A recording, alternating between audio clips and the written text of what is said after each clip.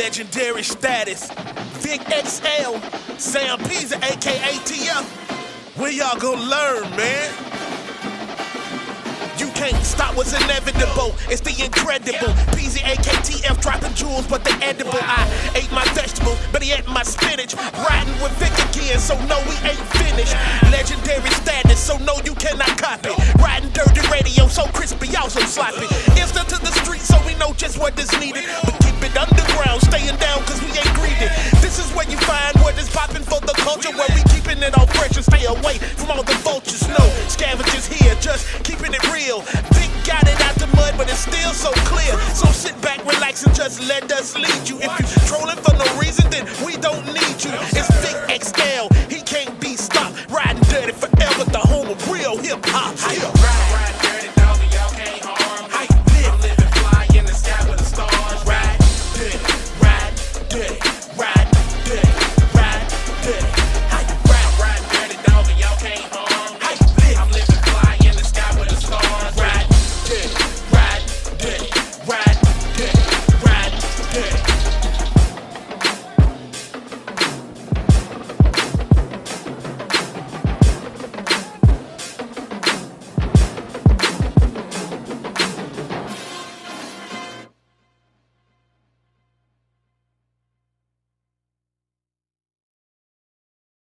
This is where you find what is popping for the culture, where we keeping it all fresh and stay away from all the vultures. No scavengers here, just keeping it real.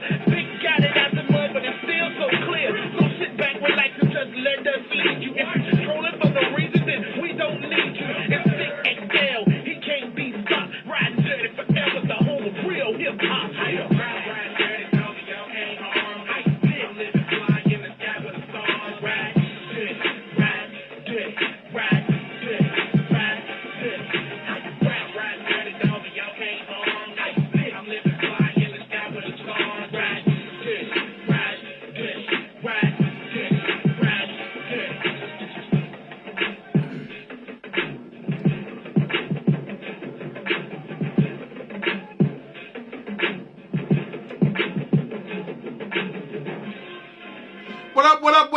What up, world? It's your boy Big XL, and this is the Ridin Durty Show, where we bridge the gap between hip hop and everyday life, man. Gotta start this thing off by saying one time for all the streaming sites out there that carry the Ridin Durty Show. One time for all the streaming sites that carry the Ridin Durty Show. iTunes, Spotify, Mixcloud, Audio Mac.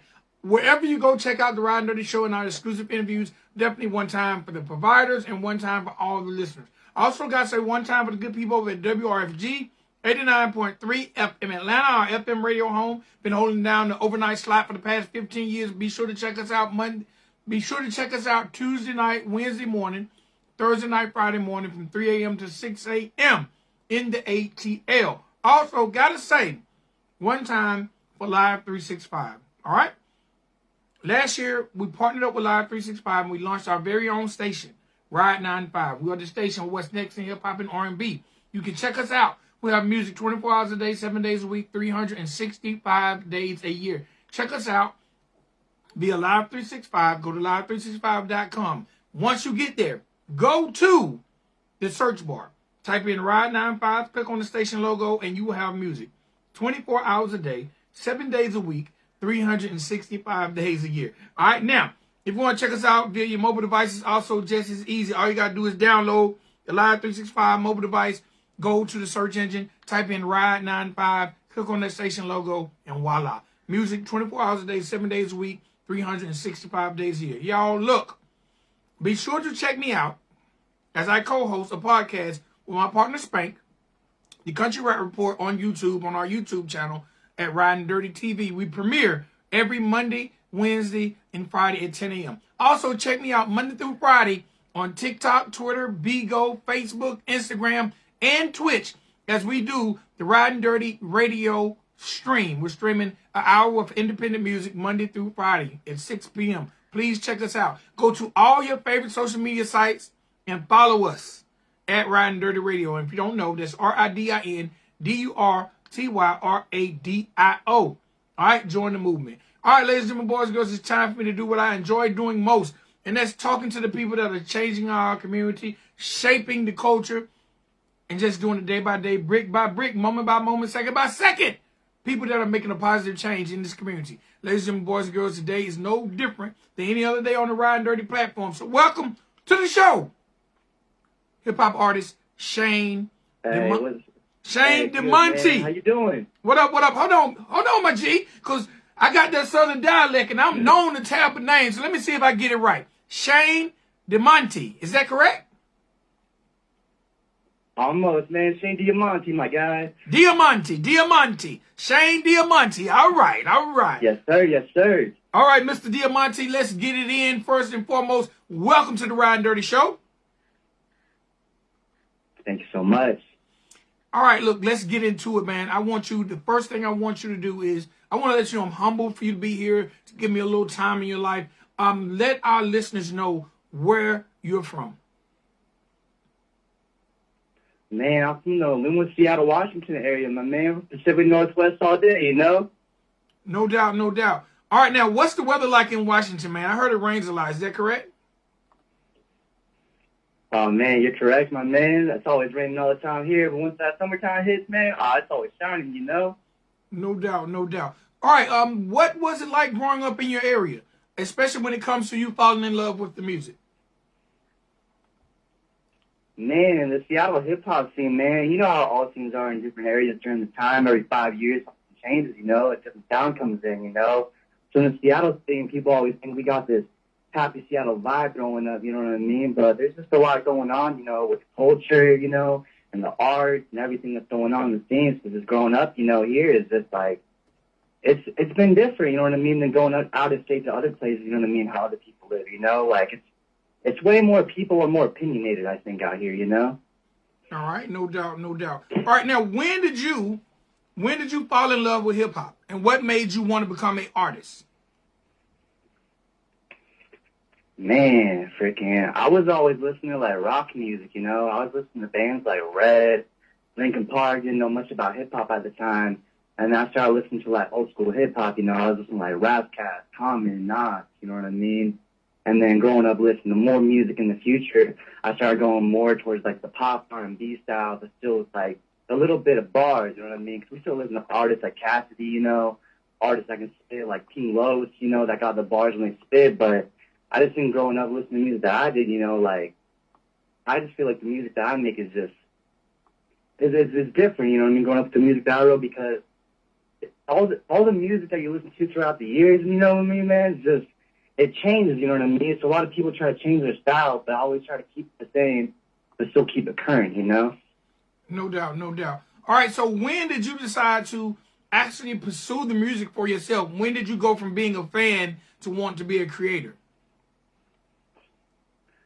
Man, so back in high school, I did dictionary freestyle. And, you know, if you post a video on Facebook, you think you're going to get like 20, 30 likes, you know, you posted it. And the next day I got 200, then 300, then 400. And so we got almost up to 1,000. Then it got 1,500. And I was like, wow, I started getting my name out in the local feeds. And then I started like, wow, I could really do something with this. So I started getting into more throwing shows and started getting my name more out there. And I was like, wow, like, to be someone that was out going to the shows, meeting the artist in person, you know what I mean, getting the same love back and forth, like, that's just love all around, you know? All right. Now, you mentioned promoting shows, so you're also a promoter. Talk about promoting some of the things you promoted and your promotion company. Yeah, so I run a promotion company called Diamanti Visions now. We used to run a promotion company called Swing Needle back in the day, and it's a lot different because I'll see a lot of artists that are not really promoters. They're usually like an artist or they're a promoter, and I try to be both because I've been in the shoes where an artist works with a promoter and they're cheaping out with some money, or they're not giving enough time on the bill, or their name isn't even on the flyer, and it's like, I've been on that road before. So we made a not record label, but a promotion company so that we can make sure that everyone is on the same page. We want to make sure that they get paid right. We want to make sure that they get the time on stage. I want to make sure that the artist feels for an artist themselves. Because a lot of these promoters out here, they're just trying to make a quick buck, you know? So. Mm-hmm.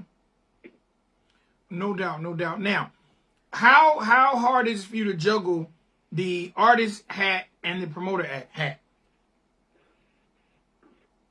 Man, that's a great question, man. I mean, It's hard because sometimes you throw a show and you want to be on the bill, but it's just like by the time you're throwing the show with all these other artists on, it's like it's not your time. And sometimes it might be a sold-out show, but you're like, man, right now it's not my time. And it's hard, you know, because a lot of artists want to do a good show with a lot of people, you know, but it's like every other artist has to have that shot too, you know, so that's why I look the way I look at things, you know.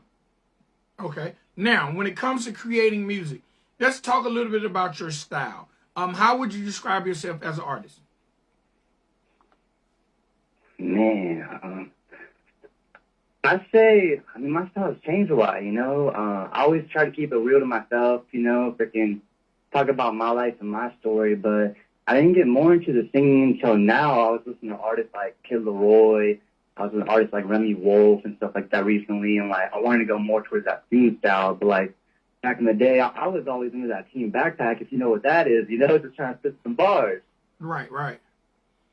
Okay, now what has that transformation been like, going from bars to now creating more of a commercial sound? I think when you're writing music, you know what I mean, but the way you do a singing track, in my opinion, like when you're trying to have that vocals and hit a certain tone, you kind of have to like match the beat. You kind of have to match how you're approaching it, and you have to hit a certain note. You have to really feel the beat in a certain way compared to bars, you know what I mean? Because I feel like it's more about the way your cadence and delivery with singing compared to bars. It's more about the lyrics and flow, you know? Right, right. All right, now, how did you go about picking your name? Is that your birth name or is that a stage name? Nah, that's my real name, man. And the funny thing is that I mess around with people because my name is Shane, right? And here in Washington, there's a place called the Shane Company, and it's a diamond company. And my last name means diamonds. I used to mess around with people and say, hey, my great-grandpa was the owner of the Shane Company, you know? No doubt. Whatever it takes, man, to build that buzz. Yeah, exactly. All right, I got to ask, man, do you feel like as an artist in your area, what are some of the struggles of being an independent artist, and do you feel like you get the recognition and the support from the fans and the DJs?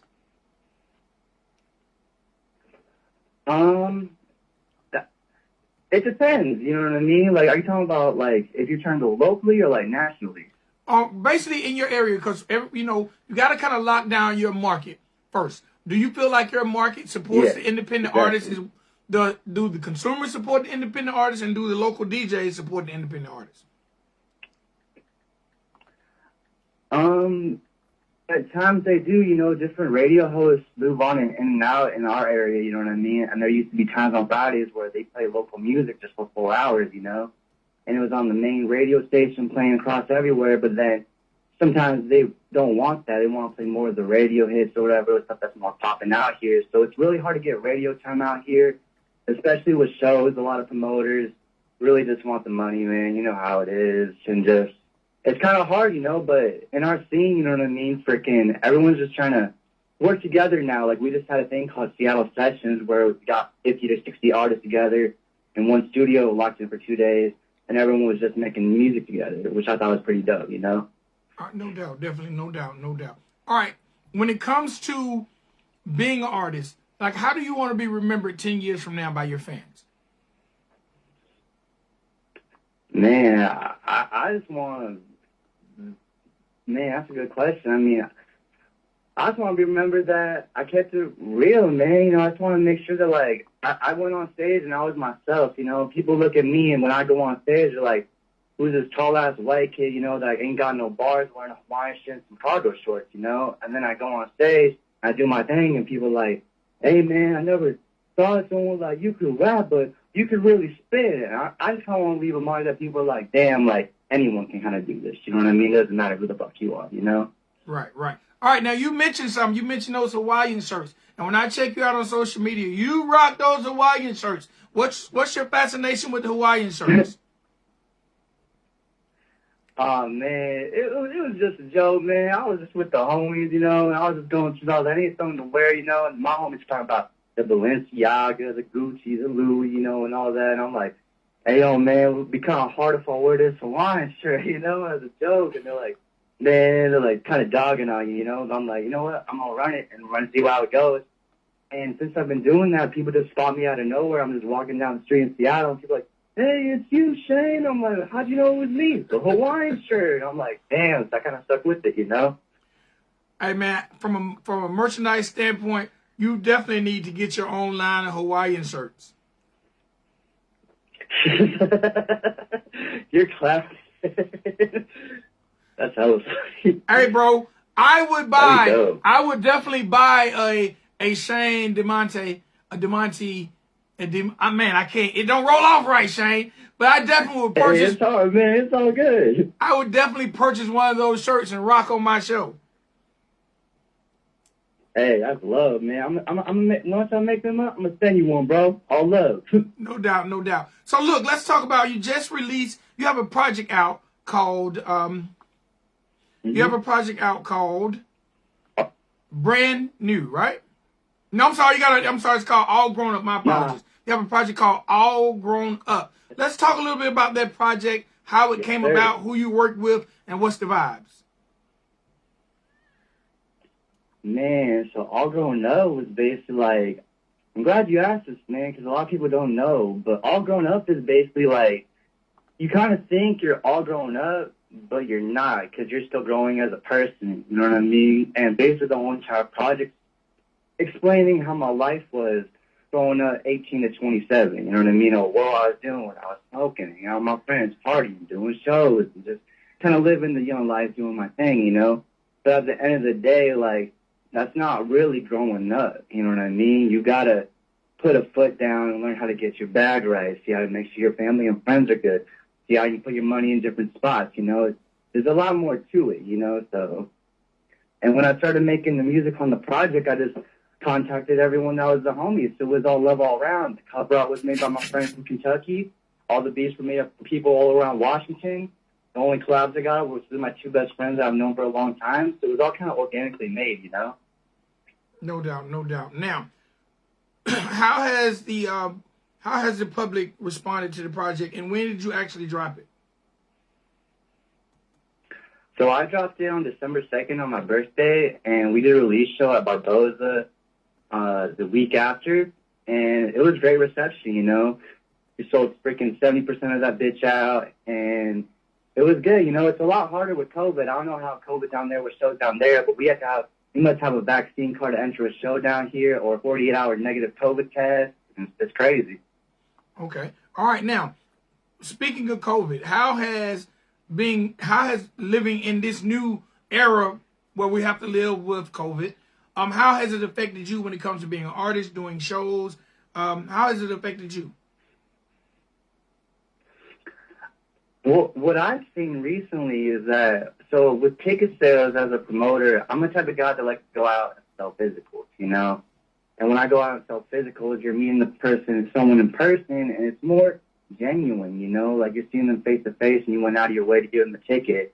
Compared to an online sale, you do an online sale, they bought a ticket, and you're just going to see them there, which is all love, you know? But it's more of a connection when you sell the physicals. But what I've seen with COVID is that all the venues around here aren't selling physicals no more. Okay, now that's a good question. That's a problem. I just spoke with an artist earlier today. How important do you think physical copies are, especially when we live in this streaming era? I think it's very important still. I mean, remember back in the day, like, when artists used to hustle CDs out of their truck and everything? Like, I still think that's very important, you know, if someone sees your face and everything. You can be known as the internet, you know what I mean, as an internet rapper, but I like to be known as an artist, like, in person. Like, if I was walking down the street, someone would know who I am instead of someone saying, oh, you're dope on the internet, you know? Like, it's more genuine when it's in person, because I don't know about you, but I'd rather have a sold-out show than 10 million streams, you know? Yeah, that personal touch Like, always I'd goes a like to long way. meet those people. Okay. Exactly. Now, being an independent artist, what have you learned over these past few years, number one, that shocked and amazed you? Number two, what has been the most challenging part for you being an independent artist? Oh, wow. Shocked and amazing last 2 years. I just think it's where this music can take you, you know, is how amazing in my life with it. I mean, I lived in Washington, and I've never been out of state because of the music. I was able to go out to L.A. I was able to go out to Montana. I was able to go out to Idaho and Oregon, and it was all because of music. And, like, I never would experience that. And, like, listening to artists, like I said, back in high school that I would listen to, and then, like, being able to talk to them and open up to them and have the same respect and be like, damn, like, this is kind of surreal, you know? But with the negatives, like, worse is just, the game's messed up, man. Like, I remember I didn't do a show. I went out to a show, and I asked the opener a long time ago saying, how do you get on shows? How do you do this? And he told me, you will find out one day. And I met up with that artist 3 or 4 years later, and I was like, man, I remember when you told me that. I'm like, the game is kind of messed up. And he's like, yeah, man, I'm telling you. I'm like, there's a, you know how it is. There's a lot that goes on, you know, so. Okay. Now, I also noticed that you dibble and dabble into the freestyling. What are your feelings about freestyling, and do you think all rap artists should know how? I mean, I think it's all like, if you like freestyling, you like freestyling. If you don't, you don't. I mean, if you're trying to say you're that artist that got bars, you know what I mean, and stuff like that, I think you should know a little bit about freestyling, you know, but I don't think it's necessary, you know. I just think it's kind of like something like, oh, shit, you got some talent right there, you know. No doubt, no doubt, no doubt. All right, man, again, let the people know, number one, how to contact you when it comes to social media, because we live in an era where social media is prevalent. Exactly. Times are crazy. We got TikTok now in this bitch. No doubt. So how can the people how can they get at you? Man, you can find me at Shane Diamanti. My ads on all social media is Diamanti425. That's DIAMANTI425. If you want to find my Facebook, it's official Diamanti. My name's the same as everything on all social media platform and music. And yeah, man, thank you so much, man. I really appreciate you. All right, my last question. When it comes to collaborating with other artists in other states, is that something you're interested in doing as your career progresses? Yes, I've been talking to some artists right now. I'm about to start going out to Montana and L.A. I've been talking to some artists from Team Backpack about working with them because I know this guy named Devin E. Money, and just trying to, like, get the name more out there in different areas, because I think a lot of artists, they just want to, like, get known more locally in their scene, but they don't want to look at the national level, you know, and how to expand everywhere, you know, so. No doubt. Well, look, you sent over a song, and I want to drop this song. And I thought the song was dope, man. It talked about friendship, brotherhood. Tell me the name of the joint, and tell me who actually produced it, and what was it like writing it. Man, the song was called Brother Shit, man. It's produced by my friend from Wenatchee After Hours. Mixed and mastered by my man Crease at the Battlefield. And the song is basically about, like, your bros, you know? Like, people that ride for you. I had a friend that was going through drugs at the time, you know? And he was going down a rough patch, and it was just like, damn, like, I don't want to see someone like that go down that road, you know? So I wrote a song, My Brother, you know? And if you tell him the verse, it's like, you were the one who taught me this. You taught me this. You were the guy, like. And it's just like, seeing someone go down that road, you know what I mean, and showing them that song after when they're doing better, it's a moment, you know? Definitely, no doubt, no doubt. And it makes you feel very accomplished when you can help them out of that situation. Exactly. That's what music's all about. It's like therapy, you know? All right, my G, again, I appreciate your time. I want you to do me one favor before we go. Let them know that social media info again. Yes, sir. Let them know the name of their project and where they can check it out again, and introduce the world to the song. Man, one more time, my name is Shane Diamanti, man. My social media is Diamanti425. My Facebook is official Diamanti. On Spotify, Apple Music, SoundCloud, all that. It's Shane Diamanti, Diamanti.